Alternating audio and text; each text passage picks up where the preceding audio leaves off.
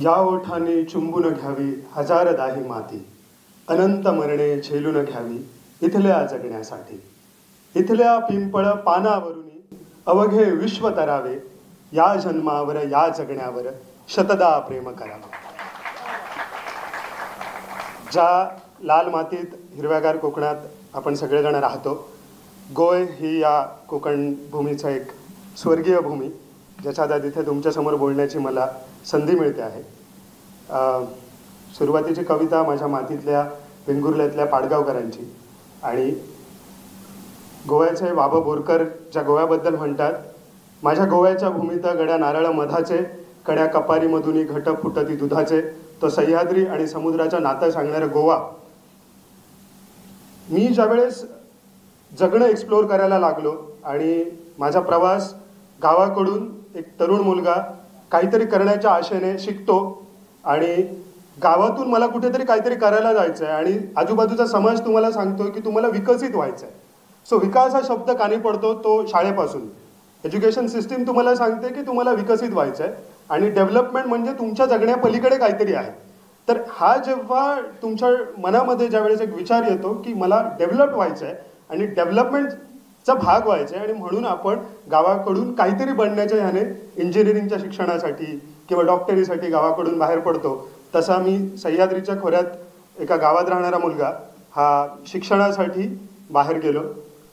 4 वर्ष इंजिनिअरिंग केलं आणि त्या दरम्यान मी आजूबाजूचं जग बघितलं.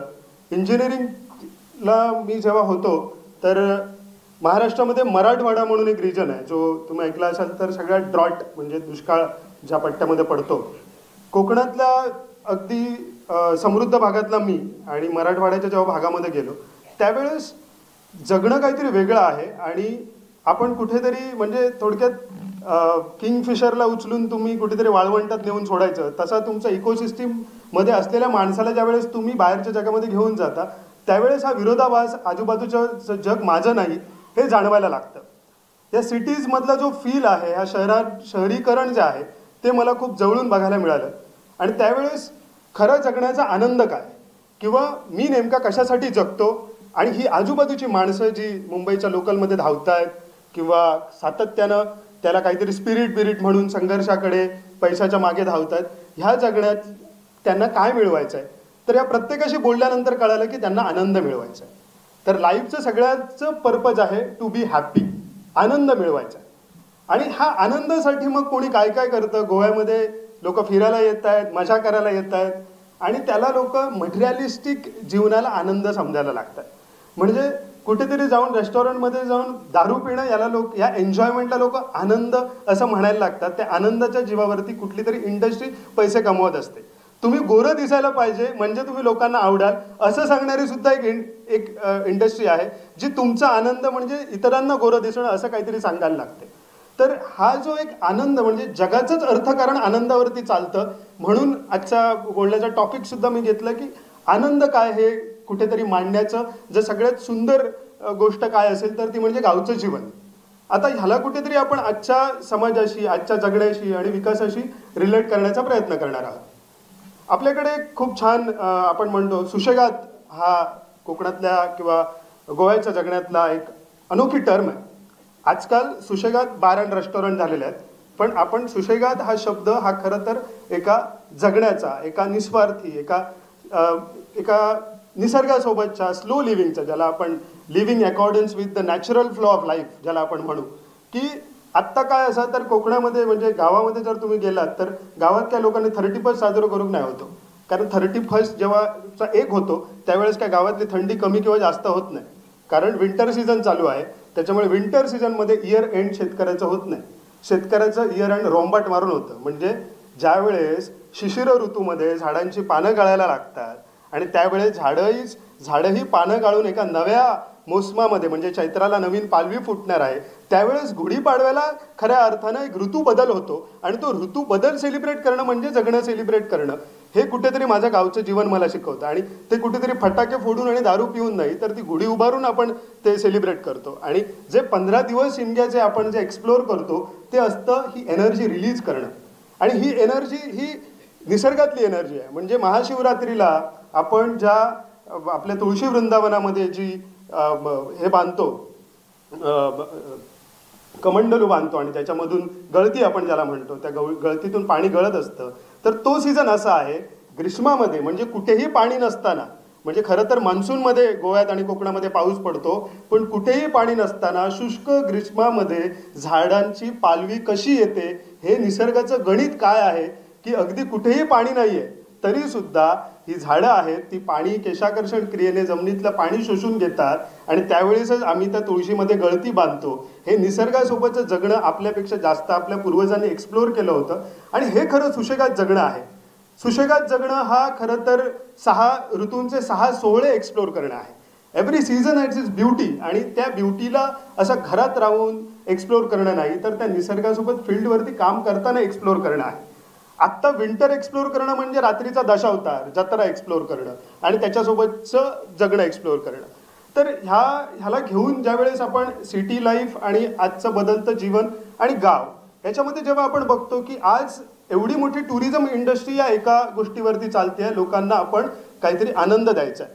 आपण लोकांना आनंद द्यायचा आहे म्हणजे काय द्यायचं आहे तर लोकांना त्यांच्या रोजच्या धकाधकीच्या जीवनातून कुठेतरी त्यांना एक काही क्षण निसर्गासोबत घालावेसे वाटतात. तर त्यांना ते निसर्गासोबतचं जगणं कसं सेलिब्रेट करावं हे जर कुठे शिकायचं असेल तर ते मला वाटतं गाव हे खूप सुंदर जगण्याचं मला वाटतं विद्यापीठ आहे की तुम्ही गावात येऊन ज्यावेळेस निसर्गासोबत एकरूप होता आणि तशी जीवनशैली जगता त्यावेळेसच तुम्ही खऱ्या अर्थानं गावठी पण जगत असतात. म्हणजे आत्ता मी रिसेंटली एक आनंदाचं गावठी जगण्याचं अर्थशास्त्र काय आहे याच्यावरती एक मी टॉक दिला होता. तर हा मुद्दा असा आहे की आजकाल जर तुम्ही बघितलात तर दिल्लीमध्ये मागच्या काही दिवसांमध्ये एक ऑक्सिप्युअर नावाचा एक ऑक्सिजन बार ओपन झालेला आहे आणि ऑक्सिजन बारमध्ये 15 मिनिटासाठी प्युअर ऑक्सिजन 299 रुपयाला सेल करतात. त्या हिशोबाने जर बघायला गेलं तर आज गोव्याच्या एखाद्या गावामध्ये जिथे प्युअर ऑक्सिजन आहे किंवा आपल्या कुठच्या जवळपासच्या एखाद्या जंगलामध्ये आपण बघूया जिथे प्युअर ऑक्सिजन आहे आणि गोव्याच्या बाजूला सह्याद्री असल्यामुळे इथला ऑक्सिजन खरंच प्युअर आहे, तो प्राणवायू आहे.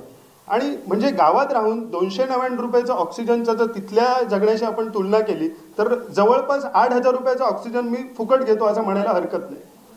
त्याच्यानंतर आत्ता मला कोणीतरी रिसेंटली सांगितलं की विराट कोहली म्हणे व्हॉल्कॅनिक वॉटर पितो आणि हे व्हॉल्कॅनिक वॉटर म्हणे लाखभर रुपये त्याची बाटली असते. मग मी म्हटलं आमचे म्हादईचा उगम होता किंवा आमच्या तेरेखोल तिराळीचा उगम होता तिकडे जे वेस्टर्न घाट्समधून जे पेरेनियस स्ट्रीम्स येतात ते आम्ही फक्त पित नाही तर त्याच्यावरती आम्ही वांगणी भात शेती सुद्धा करतो. त्याच्यावरती आम्ही सोरटी आणि खारो मुणगं लावतो, तो आम्ही खातो. म्हणजे विराट कोहलीचं 1 लाख लिटरचं पाणी पितं तर 1 लाख लिटरचं पाणी मी माझ्या भाताच्या शेतीत घालते. पिण्याच्या पाणी तर वेगळंच असं पेरेनियलच असं. तर ह्या छोट्या छोट्या गोष्टींना ज्यावेळेस जगामध्ये आत्ता आमचंच जगणं आम्हाला विकायला लागलेलं आहे. पूर्वी असं चाललं होतं की गावाकडून शहराकडे चला आणि शहरामध्ये काहीतरी वेगळी छान दुनिया आहे आणि तिकडे काहीतरी एक्सप्लोअर करायचं असतं, तिकडे संघर्ष असतो आणि करिअर म्हणजे गाव सोडणं म्हणजेच करिअर असतं. आधी पहिलं हे डोक्यात घातलं जातं.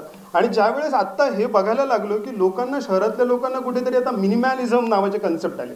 म्हणजे काय, आजी जागा होती ती मिनिमॅलिझम म्हणजे काटकसरीत जगणं. आधी काय म्हणायचे 7 वाजले काय तर लाईट पंखो बिंको बंद करा आणि निजान द्या. ह्याच्यामध्ये इकॉलॉजिकल इंटेलिजन्स आहे.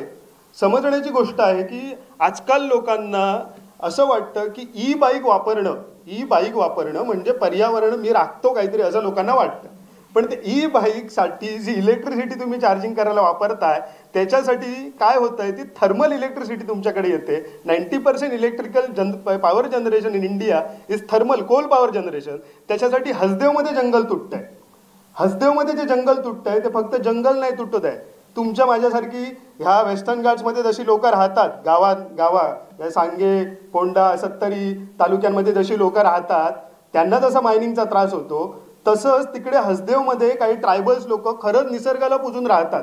त्या लोकांना तिकडून हाकलून दिलं जातं आणि त्यांचे हॅबिटेट सगळे तिथले प्राणी वगैरे सगळे त्यांना वाईल्ड लाईफला तिकडून काढून त्या ठिकाणी खाणी तयार केल्या जातात. आणि त्या खाणीतला कोळसा काढल्यानंतर काय लगेच इलेक्ट्रिसिटी तयार होत नाही. त्याच्यासाठी चंद्रपूरला मोठे थर्मल पॉवर स्टेशन्स आहेत. त्या थर्मल पॉवर स्टेशन्समध्ये कार्बन इमिशन होतं सगळ्यात आधी. म्हणजे तो जो कोल आहे तो कोल जाळला जातो आणि त्या वाफेवरती आपल्याला जी टर्बाईन्स फिरतात त्या वाफेचं रूपांतर म्हणजे आपण ज्याला एनर्जी लॉस म्हणतो तो इतका आहे की जर तुम्ही कोलपासून जर एनर्जी ज्यावेळेस तुमच्या घरापर्यंत इलेक्ट्रिसिटी येते, आज जी थर्मल इलेक्ट्रिसिटी येते त्याची इफिशियन्सी कुठेतरी 0.% असते. म्हणजे आपण जी घरामध्ये इलेक्ट्रिसिटी वापरतो ते इतकी सोपं नाही. मग आमच्या आजी म्हणजे गिझरवरती पाणी तापवणं हे आपल्याला हल्ली जास्त म्हणजे कुठे दूर येताना दिसत नाही. पण आजी खूप हुशार होती जी 4 लाकडं चुलीत घाली होती. तर हे जे जगण्यातलं इकॉलॉजिकल इंटेलिजन्स आहे, पर्यावरणीय बुद्धिमत्ता ज्याला आपण म्हणतो, ती गावच्या जगण्यामध्ये आहे. आणि ही इकॉलॉजिकली इंटेलिजंट असलेली माणसं म्हणजे ह्याला का वेगळ्या पद्धतीने मी का मांडतोय, कारण आजकाल ना नेचर वाचवा आणि निसर्ग वाचवाचं खूप मोठं जागतिक फॅड येत चाललंय. जागतिक फॅडच म्हणतो मी याला. कारण 4 प्लास्टिकच्या गोष्टी उचलल्या आणि कुठेतरी नेऊन झाडं लावली म्हणून काही वेस्टर्न घाटमध्ये तुटलेली झाडं पुन्हा येत नाही किंवा हॉर्नबिल परत त्या झाडावरती येऊन बसत नाही. मुळात जगभरामध्ये एक्झिस्टिंग ज्या लोकल कम्युनिटीज आहेत, जगभरामध्ये जे नॅचरल हॅबिटेट आहे, तिथली लोकांना फार आधीपासून कसं जगावं याचं गणित माहिती आहे. म्हणजे आज इतकी वर्ष या गोव्यामध्ये या सह्याद्रीच्या खोऱ्यामध्ये लोक राहतात, पण कधी जंगलं तुटली नव्हती. जंगलं तुटली तेव्हा जेव्हा आपली जीवनशैली बदललेली आहे. मुळात आधी इतकी वर्ष लोक हे जे पाणी वापरत होते ते धरणाचं पाणी लोक वापरत नव्हते. धरणाचं पाणी तेव्हा आलं ज्यावेळेस मोठमोठ्या सिटीज आल्या त्यांना पुरवण्यासाठी.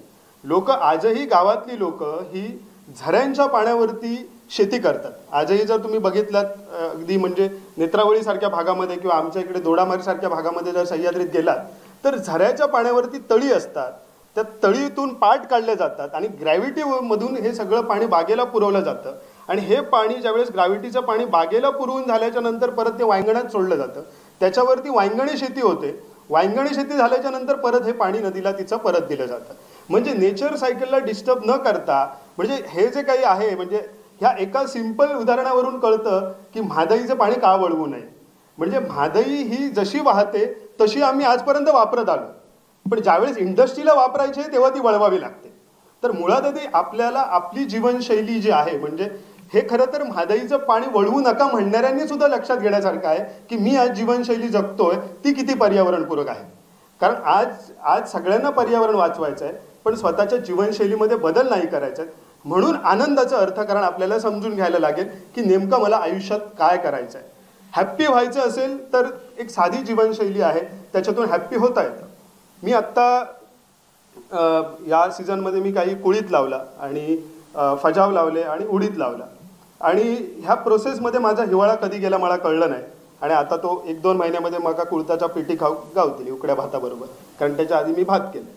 तर हे निसर्ग म्हणजे खाण्यासाठी आपण म्हणजे आज या जगामध्ये तीच माणसं स्वतंत्र आहेत जी ज्यांच्याकडे स्वतःचं पाणी आहे, स्वतःची जमीन आहे, स्वतःचं जंगल आहे आणि ह्या इकोसिस्टीममध्ये स्वतः जगतात आहेत. नाहीतर सगळी लोक जी याच्या बाहेर पडायचा प्रयत्न करतायत त्यांना वाटतं मी स्वतंत्र होण्याचा प्रयत्न करतोय, पण तुम्ही एका वेगळ्या कन्झ्युमरिझमच्या ट्रॅपमध्ये अडकत आहात.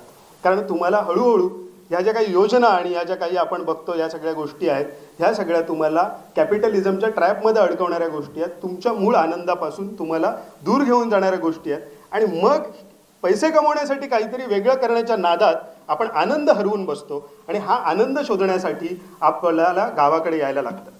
पण गावाकडे किती जण येतात आनंद शोधण्यासाठी हा प्रश्न आहे. कारण मी कोकण कन्यामधून मी दोडामार्गमध्ये राहायचो सुरुवातीला, तर मी थिवी रेल्वे स्टेशनला उतरायचो. तर दिल्लीचे काही पर्यटक माझ्याबरोबर ट्रॅव्हल करत होते. तर मला म्हणाले आप किधर जा रहे हो. मी म्हटलं मैं गोवा में जा रहा हूँ, थिवी में उतरूंगा. तर ते म्हणाले आप भी चिल करने जा रहे हो क्या. मी म्हटलं नाही बाबा, माझं गाव आहे गोवामध्ये. तो बोलतो गोवा में भी गाव रहता है. म्हणजे त्याच्यासाठी आश्चर्याची गोष्ट होती की गोवामध्ये गाव रहता है क्या. कारण ज्या पद्धतीने आपण ह्या गोष्टी लोकांसमोर आणलेल्या आहेत, ज्या पद्धतीने ह्या इंडस्ट्रीयल टुरिझमच्या लॉबीने या गोष्टी सगळ्या प्रमोट केलेल्या आहेत, त्यात आपली आयडेंटिटी कुठेच नाही.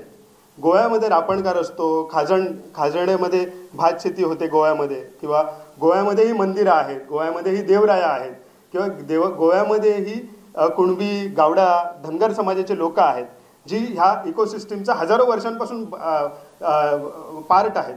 तर ह्या गोष्टी कुठेतरी आपल्या संस्कृतीतून पुढे यायला पाहिजेत, ज्या लोकांनी अनुभवायला पाहिजे आणि ते आनंद आपण कसा लोकांना देऊ शकतो. मी कुठल्याही विकासाच्या विरोधात नाही. बऱ्याचदा असं होतं की पर्यावरणवाद म्हणजे विकास विरोधी वाद असं होतं, पण पर्यावरण हा निकोप विकासाचा पाया आहे. म्हणजे आज जर आपण ही इकोसिस्टीम जगलो ना तर उद्या 299 रुपयाला ऑक्सिजन हैसर विकूया आम्ही मडगावात. म्हणजे सांगण्याची गोष्ट ही की इकोसिस्टीम पर्यावरणातले रिसोर्सेस पुढे लॉंग टर्ममध्ये जर आपण राखून ठेवले तर भविष्यात त्याला जी किंमत येईल ना, ती किंमत आपल्याला आज कळत नाही आहे, पण त्या किंमतीला ती किंमत आपण आज जपून ठेवायला पाहिजे. आज जे पाणी जे आपल्याकडे आहे, जे जंगल आपल्याकडे आहे, जी खाजणं आपल्याकडे आहे, आज असे भाग आहेत मराठवाड्यासारखे जिकडे लोकांना पाणी नाही. कोणीतरी धरणाचं पाणी अडवलंय, ते उसाला वापरत आहे आणि ते पुढे खाण्याची पिकं घेण्याएवढं सुद्धा लोकांना पाणी नाही. पण आपल्याकडे पाणी असताना सुद्धा लोक शेती करत नाहीत किंवा भात लावत नाहीत, अशी परिस्थिती निर्माण झालेली आहे. तर ह्या सगळ्याचं जेव्हा आपण विचार करतो की नेमका ह्यातून आपल्याला काय साध्य करायचं आहे, आनंद मिळवण्यासाठी आपल्याला जगायचं आहे, पण त्याचं अर्थकारण जेव्हा आपण मांडत असतो, म्हणजे आम्ही एक पर्यटन प्रकल्प चालू केला. काय आहे ना की आम्ही पर्यटन का चालू केलं ह्याचं एक सोपं हे सांगतो. आम्ही खूप गोव्याच्या जवळ राहतो आणि आत्ता तिकडे मोपा इंटरनॅशनल एअरपोर्ट जे झालं आहे हे दोडामार्ग, सावंतवाडी आणि ह्या भागाला सगळ्यात जवळ आहे. आम्हाला जरी नको असेल ना तरी पर्यटन येणार आहे. दिस अनअवॉइडेबल आहे. तर कोणीतरी जमीन घेणार आहे, तिकडे इन्फिनिटी पूल होणार आहे, रिसॉर्टमध्ये येणार आहेत कोणीतरी सेलिब्रिटीज आणि 50,000 रुपयाला तो आमच्याच इथला एक कॉटेज विकणार आहे. बरोबर, हे तर होणारच आहे. तर हे झाल्यामुळे फार मोठे आमच्या जीवनशैलीवरती, आमच्या निसर्गावरती खूप मोठे इम्पॅक्ट होणार आहे. मग आमचं म्हणून आम्हाला काहीतरी लोकांना द्यायला पाहिजे. हे नको तर काय, हे लोकांना देण्याची गरज आहे. मग आम्ही काय द्यायला पाहिजे जे आम्हाला परवडतं आणि जे आमचं जगणं आहे. कारण पर्यटन खूप वर्ष राहील काय, तर त्याचं उत्तर नाही आहे. हे लडाखमध्ये जे पर्यटन चाललं आहे किंवा नॉर्थ ईस्टमध्ये जे पर्यटनाचे अनुभव आहेत किंवा की नॉर्थ गोव्याच्या काही बीचेसवरती जे पर्यटन चाललं आहे हे लॉंग टर्म नाही आहे. म्हणजे हे काही वर्षांनी लोक तिथे जाणार नाहीत किंवा काही वर्षांनी लोक इतकी डिपेंडेबल बनतील की पर्यटक न आल्यामुळे तो स्वतःचं जेवू पण शकत नाही. तर ही परिस्थिती येऊ नये याच्यासाठी आपण आपल्या जगण्याचं पण पर्यटन करू शकतो आणि आपल्या जगण्यातल्या आनंदाचं एक गणित लोकांसमोर मांडू शकतो. तर त्याच्यासाठी आम्ही काय केलं, तर एक गावातलं एक जुनं घर होतं, ते मातीचं घर. आता लोकांना आत्ता नवीन पर्यटकांना आवड असते की मातीच्या घरांमध्ये राहायचं आहे किंवा हेरिटेज हाऊसमध्ये राहायचं आहे. आता काय आहे की काही गोष्टींना तुम्हाला विकण्यासाठी लेबल लावायला लागतात. आता इंग्रजी लेबल लावायला लागतात. लोकांना मराठीत मांगर म्हटलं तर कळलं नाही, त्यांना सांगायला लागतं की हे मड हाऊस आहे आणि इको वगैरे असे शब्द वापरायला लागतात. आणि हे वापरायला हवेत, कारण विकायचं आहे ना आपल्याला आणि ते लोकांच्या भाषेत विकायचं आहे. कारण इंडियन लोकांना वेस्टर्न गोष्टींचं अट्रॅक्शन असतं, त्यामुळे वेस्टर्न पद्धतीने लोकांना सांगायचं लागतं. साधा गावठी जगणं म्हणून लोकांना कळत नाही. इकॉलॉजिकल क्लायमेट फ्रेंडली लिव्हिंग म्हणून सांगितलं की लोकांच्या ते गळी उतरतं. तर त्याच्यामुळे ह्या गोष्टी तशा मांडाव्या लागतात आणि आम्ही मांडायला सुरुवात केली. मागच्या 2-4 वर्षांमध्ये बऱ्यापैकी लोक येतात आणि आम्ही काय केलं की आम्ही कुठलीही सर्व्हिस देत नाही. तुम्ही आमच्याकडे इलात ते पाहुणे आहेत आणि तुमच्यामुळे आमची कामं अडता कामा नाही, तर तुम्ही व्हॉलेंटिअरिंग करायचं आमच्याबरोबर. कारण आम्ही जे करतो ते तुमका खयच करू गावात. स्कुबा डायव्हिंग तुम्ही अंदमानमध्ये पण जाऊन करशाल, पण रापण तुका खय्ये ओढू गावाची नाही जगात. ह्या ज्या आपल्या ट्रॅडिशनल लाईफस्टाईलमधल्या गोष्टी आहेत, म्हणजे भिरंडाची सोला कशी करतात, त्याचं आगळ कसं काढतात आणि त्याचा मोटियाल किंवा भिरंड्याल कसा करतात, ह्या तुका अंदमानमध्ये बघू गावाचा ना, तर कोकणातल्या घरात बघू गावात. सो अशा आमच्या बारीक सारीक लाईफस्टाईलमधल्या ज्या गोष्टी आहेत त्या गोष्टींचे आम्ही प्रोडक्ट्स बनवायला चालू केली लाईफस्टाईलमधल्या. म्हणजे त्याला पॅकेज प्रोडक्ट नवीन मुंबईत विकलं नाही, ते तिथेच विकायचं, त्यासाठी ती लाईफस्टाईल जगायची. तर ते शेतकऱ्यावरती एक बंधन राहिलं की आधी मला हे असं जगायला लागेल तरच मी एक मॉडेल बनेल. म्हणजे काहीतरी म्युझियम करायचं नाही, स्वतः लाईव्ह म्युझियम असायला पाहिजे. माणसाचं जगणं एक म्हणजे आजकाल काय झालं ना की अख्खं सगळं संपलं तरी चालेल, पण पुण्याजवळ एक मस्त म्युझियम बनवायचं मिनी गोवा म्हणून आणि तिथे लोकांना फिरवायचं, तिथे दाखवायचं हा असा माडावरती कोणतरी चढायचा, त्याला पाडेकार म्हणतात, किंवा इकडे काहीतरी भात शेती करायची वांगणात. हे असं नाही आहे. देर आर विलेजेस, अजूनही संपलेलं नाही आहे. आपल्याला शहरात राहून वाटतं संपलंय, पण जाऊन 10 किलोमीटर मागे गेलं तर आहेत, अजून आहेत, जगतात आहेत लोक. ही जी जगणारी लोक आहेत त्यांना आपण थोडी म्हणतो काळबीळ बदलला. काळ बदलला असं तर आता हिवाळ्यात थंडी पडली नसती. काळ क्लायमेट चेंज नंतर बदलणार आहे, तो इतक्या लवकर बदललेला नाही आहे. आपल्याला उगाच सांगितलं जातं 2000 पर्यंत, म्हणजे मागच्या 20 वर्षांमध्ये माणसाची जीवनशैली झपाट्याने बदलली. ह्याला काळ बदलणं म्हणत नाही, काळाशी सुसंगत लाईफस्टाईल आपण जगत होतो. 2000 पर्यंत म्हणजे मागच्या 20 वर्षामध्ये मला वाटतं 50% वरती वांगणी शेती आणि आपली ट्रॅडिशनल फार्मिंग आणि फिशिंग 50% संपलेली आहे. त्यामुळे काळ बदलला वगैरे ह्या गोष्टी आपल्या मनामध्ये घातल्या जातात आणि आपल्याला त्याचं आपलं अटेन्शन जे आहे ते मटेरियलिस्टिक गोष्टींवरती करण्यासाठी तुम्ही काळाप्रमाणे वागत नाही असं सांगितलं जातं, म्हणून तुम्ही मागास आहात. पण पुन्हा एकदा अमेरिकेतला माणूस येऊन म्हणतो की मला ते मातीच्या घरात येऊन राहायचं आहे, मग काळ कोण बदलतं? काळ बदललेलाच नाही ना. कारण काळाप्रमाणे जगणारी लाईफस्टाईल आपल्याकडे आहे हे आपलं सुख आहे. कारण जी माणसं म्हणजे काळाप्रमाणे बदलणारी म्हणजे काय, तर माणसाच्या विकासाचा वेग हा झाडांच्या विकासा इतका असायला पाहिजे. म्हणजे जसं कारण काय ना, आपण सीझनप्रमाणे जगतो ना, तर सीझनप्रमाणे म्हणजे वांगणी शेतीत आत्ता घातलेला माझं कुळीत मी पावसाळ्यात खाणार, लगेच आत्ता खाणार नाही आहे. तर असं आपण स्टेप बाय स्टेप जगत असतो. पण जर मी अशी शेतीच केली नाही आणि मी फक्त सगळ्या गोष्टी ओरबाडायचा प्रयत्न केला, तर एक पॉईंट असा येईल की ह्यातलं मला काहीच खायला मिळणार नाही. मला वडापाव खायला लागेल अल्टिमेटली, जो आता मुंबईचा फेवरेट फूड बनले, म्हणजे which is not the ecological food. म्हणजे रिफाईंड ऑइलमधला वडापाव हा मुंबईचा वडापाव म्हणून फेमस होतो. हा करता आगरी कोळी बांधवांचा खूप मोठा अपमान आहे, करते गोलमो आणि भाकरी खात. तर ह्या अशा जगण्याला जर आपण काळाप्रमाणे बदलतो म्हणतोय, पण which is not actually true. कारण नेचर सोबत जगणं हेच काळाप्रमाणे जगणं आहे. आणि काळावर मात करायचा प्रयत्न केला तर मग क्लायमेट चेंज होतो, ज्याला आपण खूप मोठ्या टर्मवरती आता ग्लोबल वॉर्मिंग वगैरे जे काय म्हणतोय, हे माणसाचं काळाप्रमाणे न वागणं आहे. काळाप्रमाणे जर नाही आहे तर मग सूर्य अजूनही त्याच टायमात उगवताना, अजूनही आपल्याकडे मान्सून जो असतो तो जूनमध्येच मिरग सेलिब्रेट करतो ना, म्हणजे काही झालं तरी 8 ते 10 जूनात पाऊस येतातच. तर ह्या ज्या गोष्टी आहेत त्या काळाप्रमाणे आहेत आणि अजूनही सुसंगत आहेत.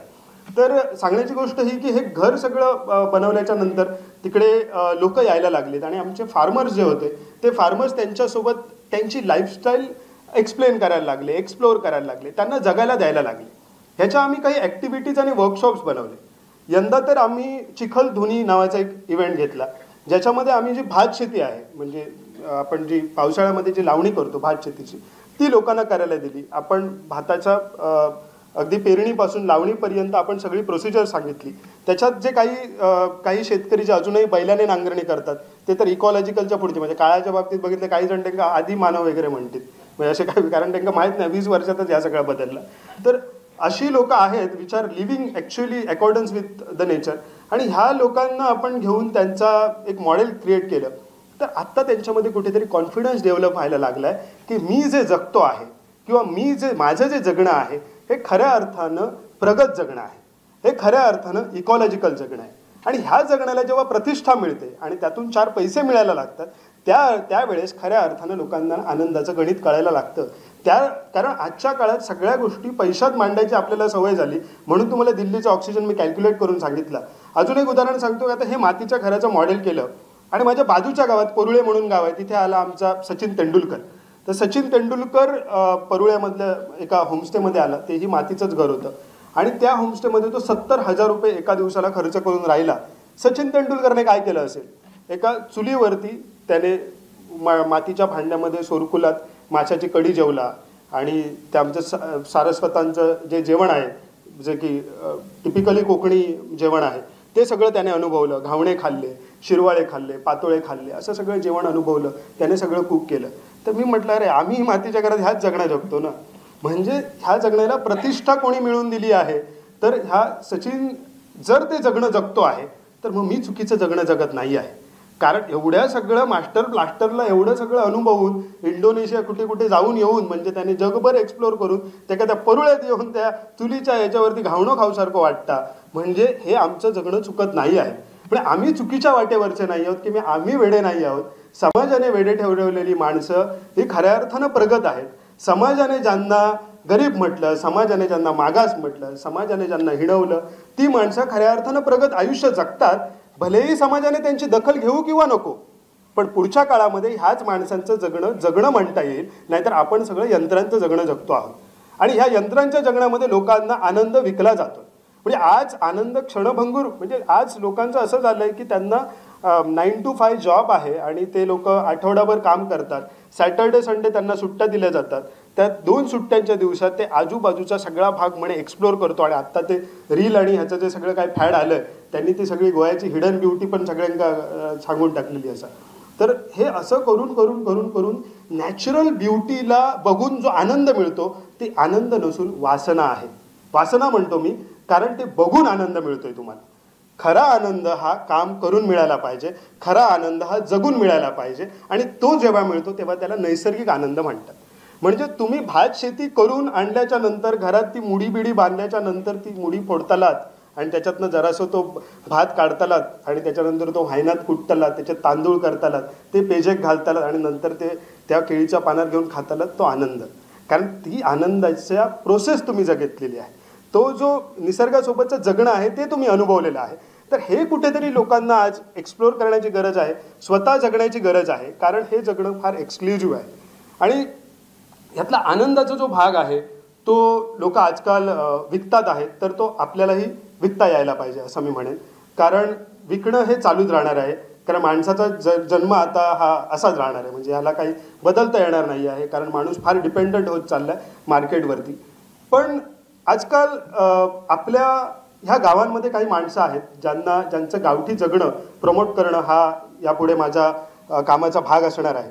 तर त्याच्याविषयी थोडंसं सांगतो की गावामध्ये काय झालं आहे की फार कमी लोकं राहिलेली आहेत जी खऱ्या अर्थानं गावठी जीवन जगतात.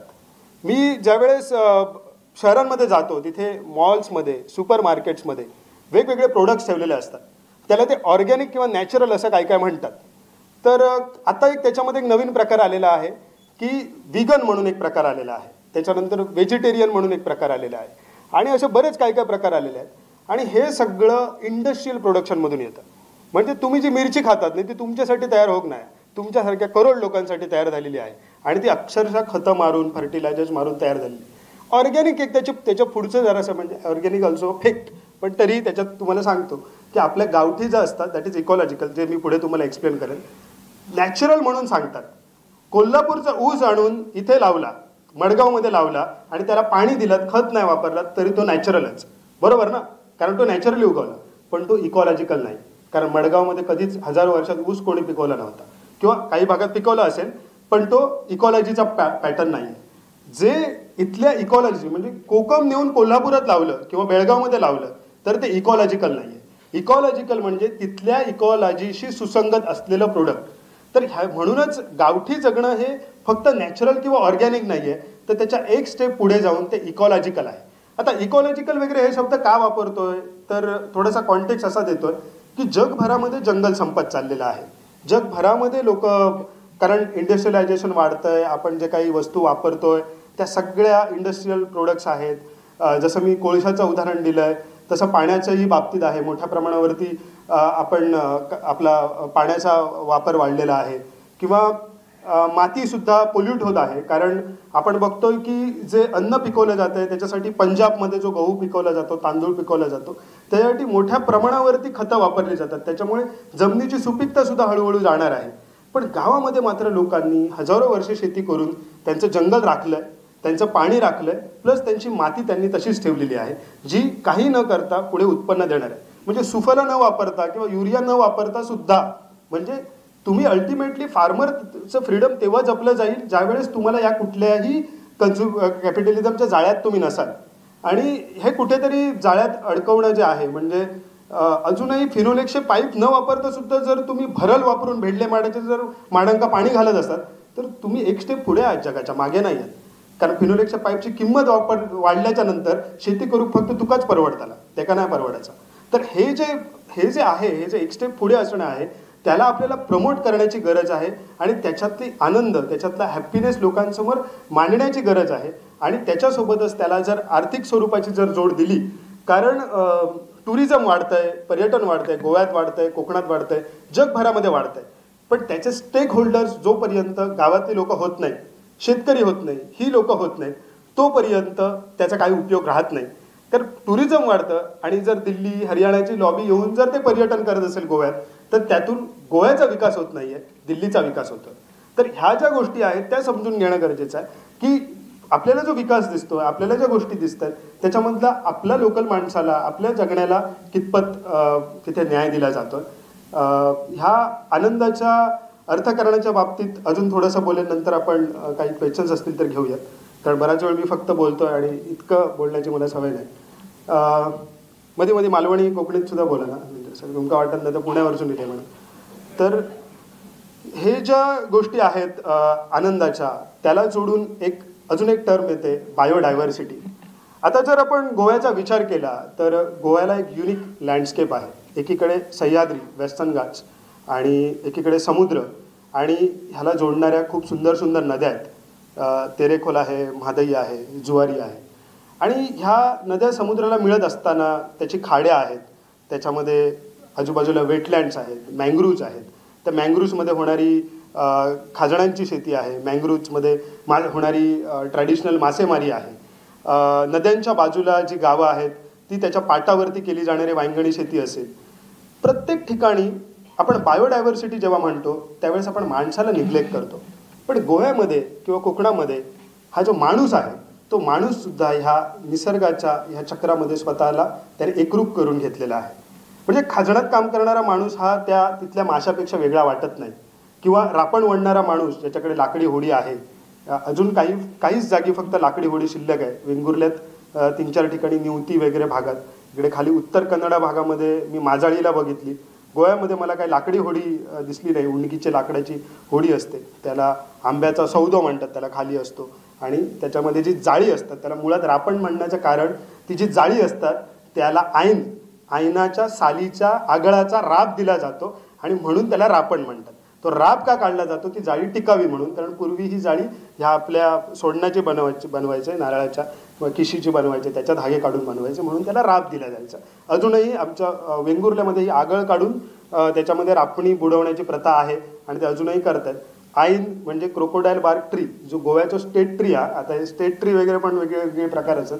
State tree, state animal. म्हणजे आमचं स्टेट ॲनिमल गोव्याचं इंडियन गौर, पण सगळ्यात जास्त त्रास इंडियन गौरचा आमच्या शेतकऱ्यांका होता असं म्हणतात. इट इज बिकॉज त्याचे हॅबिटॅट आम्ही नष्ट केलेलं आहे असं म्हणून तो असं तसं खैसर फिरत असता. तर ह्या ज्या गोष्टी आहेत की निसर्गासोबत तुम्ही जगताय आणि ह्या प्रत्येक रूपाशी तुम्ही एकरूप झालेले आहात. खाजणांमधला भाग आहे, जंगलामधल्या आमची ज्या ट्रायबल कम्युनिटीज आहेत, जे अजूनही म्हणजे तुम्ही बघाल तर मान्सूनमध्ये आपल्याकडे वेगवेगळ्या रानभाज्या खाल्ल्या जातात. अजूनही अळमी खाणं म्हणजे हे खूप न्यूट्रिशनल आहे. पण ते अळमी परत विशिष्ट जागी येतात. ती आता विशिष्ट जागी म्हणजे मडगावच्या बाजारात मिळतात ती जागा नाही, तर ती कुठे येतात त्याचं नॉलेज असणं, म्हणजे हे परत फुकट खाण्यासाठी त्याची जागा पण माहिती असणं. पूर्वी म्हणायचे की मासो द्यायचो पण कोण दाखवायची नाही म्हणत, कारण परत कोणतीच 2 जिलेटिन घालणारे वाळ्या येतात.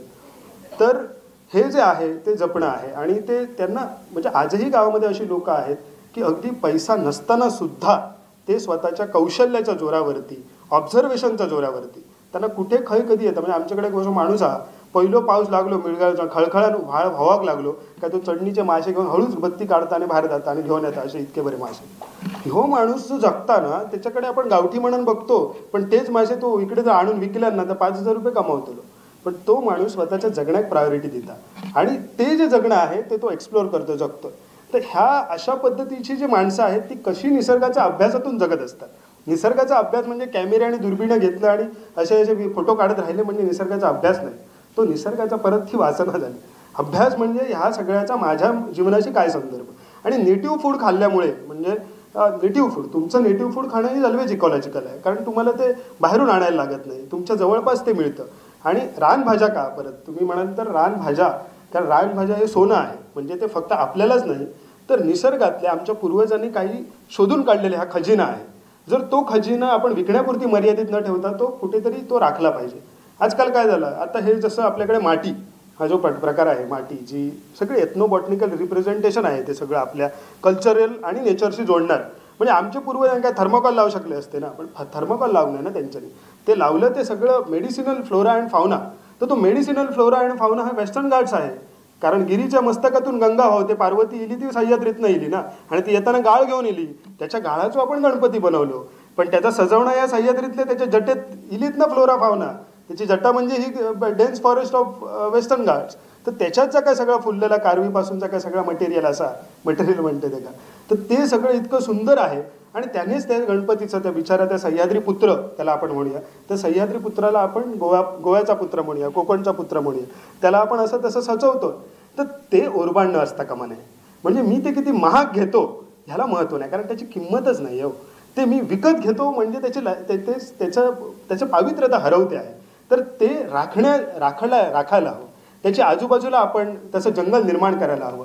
ते कारण आता काय होतंय ना, लोक फक्त हवी असलेली झाडं ठेवतात, काजूच ठेवतात, सुपारीच ठेवतात. पण मग आयनाची फळं कित्याक लागतात तुका गणपतीक ठेव, म्हणजे आयन जपोगोयो. मग तुका शेरवडा कित्याक लागतात, ती पांढरी पानं ती जपोगोवी, कवंडाळा कित्याक लागतात ती जपोगोवी. तर त्या सगळ्याचा मेडिसिनल उपयोग आहे, आयुर्वेदात उपयोग आहे. आणि ह्या सगळ्या गोष्टी आपल्या आजूबाजूला असल्यामुळे, बायोडायव्हर्सिटी असल्यामुळे आपल्या आजूबाजूला एक नैसर्गिक आनंदाचं वातावरण राहतं. कारण तुम्ही बघाल नैसर्गिक आनंद म्हणजे काय, की आज ज्यावेळेस मी माझ्या गावामध्ये सकाळी जेव्हा उठतो त्यावेळेस आपली चुकीची समजूत आहे की गावात कोंबो आरवल्यामुळे जाग येतात. चूक.